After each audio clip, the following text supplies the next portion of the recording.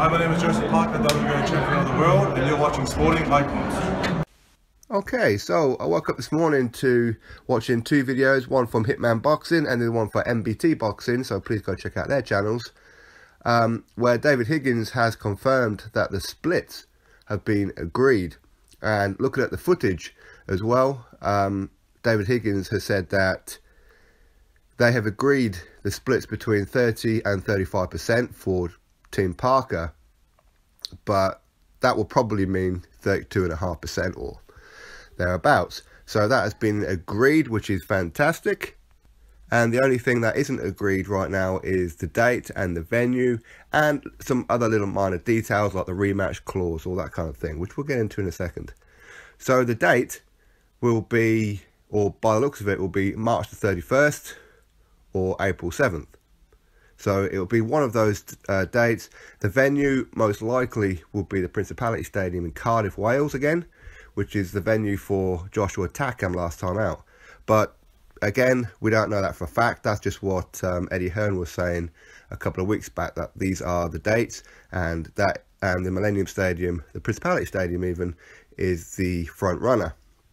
So we'll have to wait and see on that one. So the most difficult part was the split, but they've now agreed on the split. Do you see how easy that was, Wilder? See, you negotiate, you don't stick at 50%. Now, with Parker, he's confident that Anthony Joshua has a glass jaw, and Anthony Joshua is confident that he could outmuscle, if you like, and outfight Joseph Parker. So it'll be an interesting one. But of course, Higgins did talk about the rematch, saying that obviously AJ wants a rematch in there just in case Parker was to win the fight, which is fair enough. And David Higgins has hired the same lawyer as the one who dealt with the Klitschko side when he fought Anthony Joshua. In other words, they also want a rematch should Joseph Parker lose. And if Joseph Parker was to win, then the rematch would be, which I believe they have agreed on, where if Joseph Parker was to beat Anthony Joshua, then the rematch, Joseph Parker would get 55% of the rematch. But should Parker lose, they're also looking at, or they're hoping to get a rematch clause in there as well. So if they manage to do that, then regardless of how the fight is going to go, we're going to be seeing this fight twice on the bounce. So again, Deontay Wilder's now going to have to wait. Now,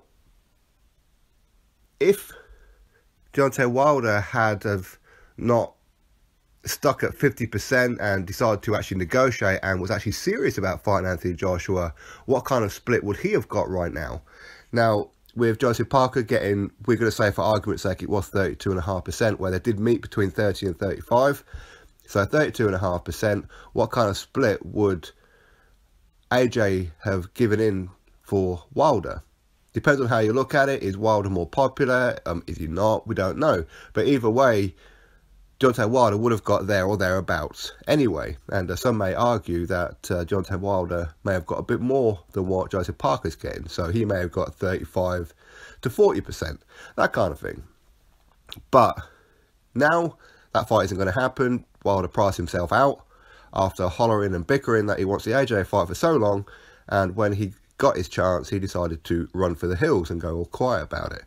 So if, for example, Anthony Joshua was to beat Parker, they could end up having a rematch anyway. So that's then going to postpone any kind of fight with Deontay Wilder next. Not only that, whatever split Deontay Wilder would have got to face AJ now, he will now get less should Anthony Joshua beat Parker and add the WBO to his collection.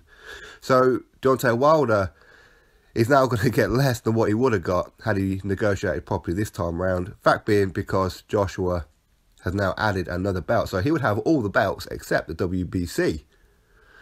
And of course the lineal that Tyson Fury currently has, but officially that's not a belt that goes down as needed to be undisputed. Officially, but of course they still want that fight.